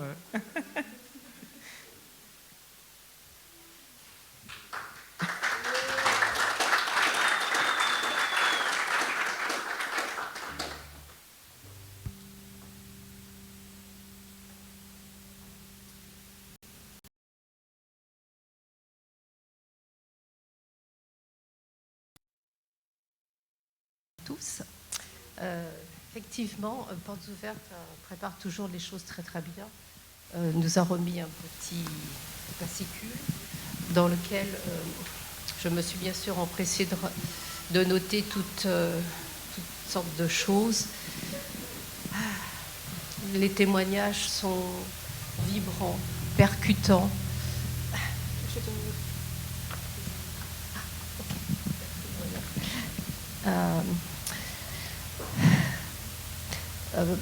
Celui que je retiens le plus, c'est celui d'Anna du pays d'Afghanistan, mais qui nous a partagé également pour le Pakistan, qui vit à peu près les mêmes choses.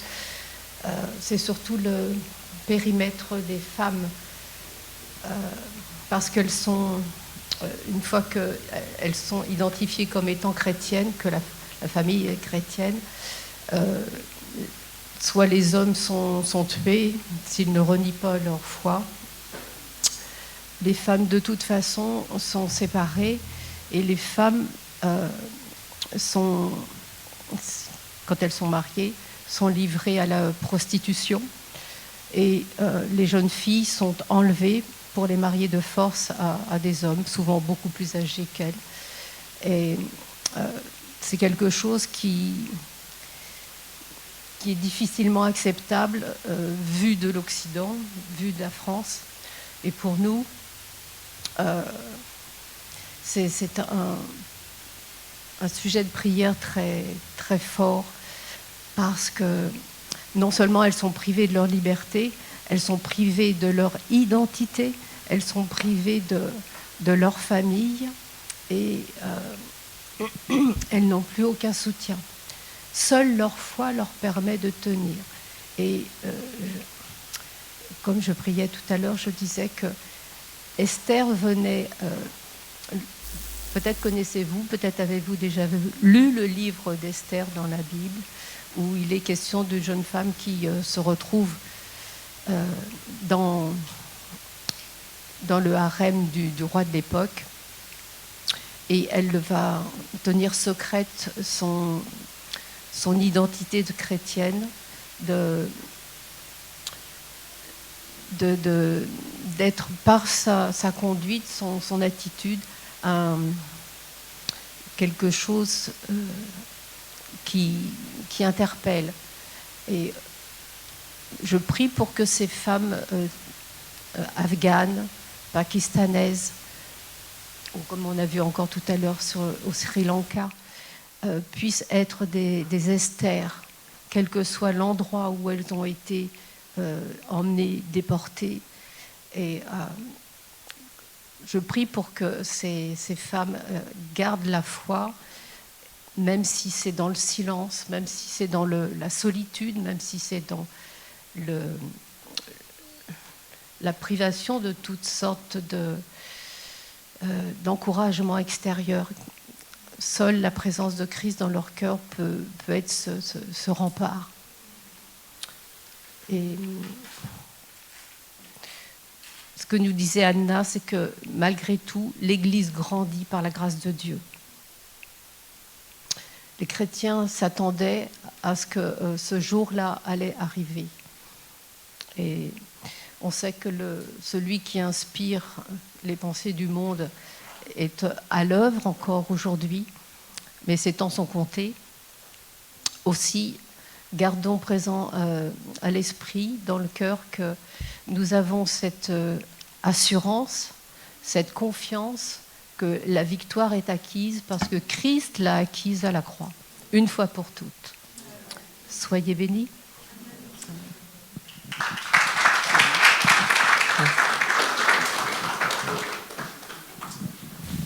Merci beaucoup.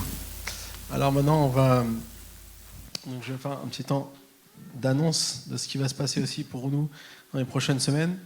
Déjà, la semaine prochaine, est-ce qu'il y a des sportifs dans la salle? Est-ce qu'il y en a qui sont prêts à faire du sport? Il y en a qui baissent les yeux? Non. Demande-moi cette idée de faire du sport.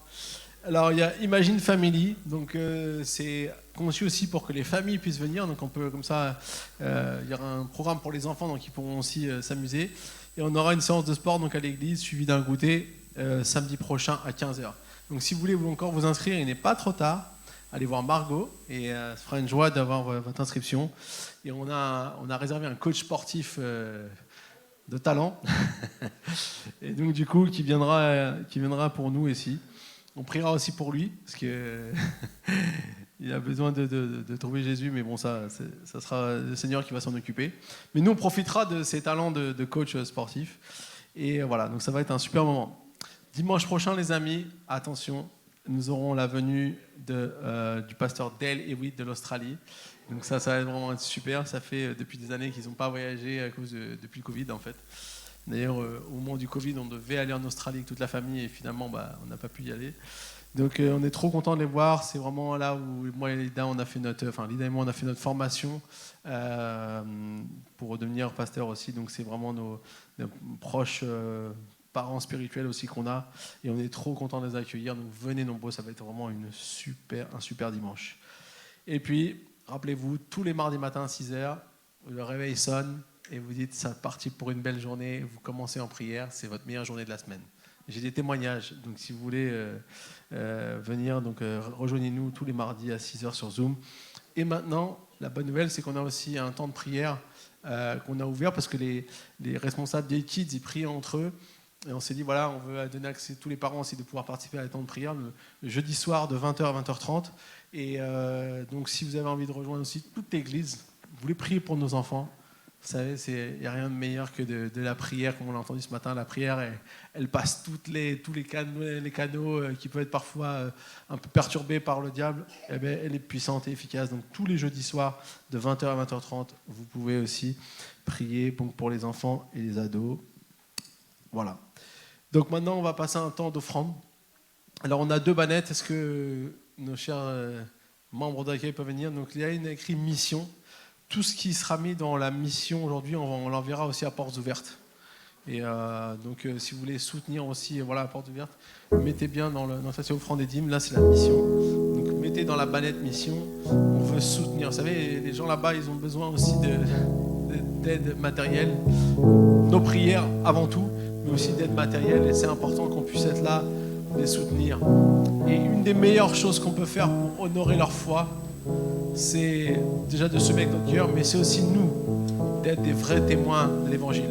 Et c'est aussi en donnant dans les dîmes et offrandes qu'on permet à l'Église d'être des vrais témoins de l'Évangile, de pouvoir faire agrandir le message à d'autres personnes.